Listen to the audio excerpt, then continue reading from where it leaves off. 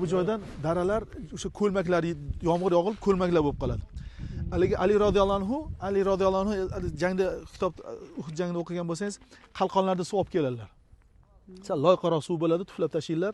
Keyin tozaroq qalqonda tozaroq suv olib kelsalar, haligi Fatima onamiz ichganlar, qurib ketganlar, chunki ozroq ko'lmak suvdan ichadilar, yomg'ir suvdan qolgan ko'lmak ichadilarda, keyin quyib turganlar Fatima onamiz haligi qonlarini suv bilan yuvsa to'xtamagan. Hatto o'shaning uchun xurmoni bargidan to'qilgan. Mana xurmoni bargidan to'qilgan haligi sholchani kuydirib, o'shani pudrasi bilan kuli bilan nima qonlarini bosib to'xtatib, yig'lab quchoqlab ming alam dard bilan to'xtatganlar. Bir qiz o'zining dadasini qonga belangan holatda ko'rsa nima deydi? Dadajon, sizni kim qonga beladi? Bizga gapirishga osonda, lekin Fatima onamiz qalbida nimalar kechgan yolg'iz Allohga. Yoshlari necha yoshda bo'lganlar?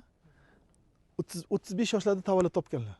Haligi Makka ahli mana bu eshikdan kim kirib kelsa Hajarul Aswadni shu qo'yadi deb talashib qolishadi-yu. O'shanda yoshlar 35 yoshli bo'lgan, o'sha yili tavallud topganlar Fatima onamiz. 56 dan 35 ta ayring. 20-21 yoshli qiz o'zining dadalarini qizil qonga belangan holatda ko'rib, shunda torat oldiradilar, o'sha joyda namoz o'qigan, torat olgan joylar bor, narada namoz o'qigan joylar bor.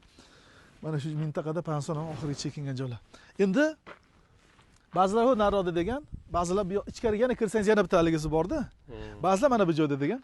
Bu yoqda ham farq. Mana shu joyda Abu Sufyan hamma kuchini bu yoqqa tashiydi. Bu yoqqa ketayotgan kuchida ham nima? Bu yoqqa tashiydi, chekinmasdan payg'ambarimiz bu yoqdaligini bilib turib, hamma kuchni bu yoqqa tashiydi. O'sha payg'ambar nima degan, hali o'zlarini himoya qiladilar, 70 toshli zarba oldilar degan Imom Zuhriy, Sahih Buxoriyda. Ibn Hajar rahimahulloh taolaki bu mubolag'a bo'lishi ham mumkin, endi mubolag'a bo'lishi ham mumkin, lekin juda ko'p zarba olganlardan dubulg'alar boshladagi dubulg'a nima? Dars ketgan. Hamma joylar qonga belangan, ikkita ikkita halqa kirib Abu Bakr olaman desam bir kishi qushda uchib keldilar deydi.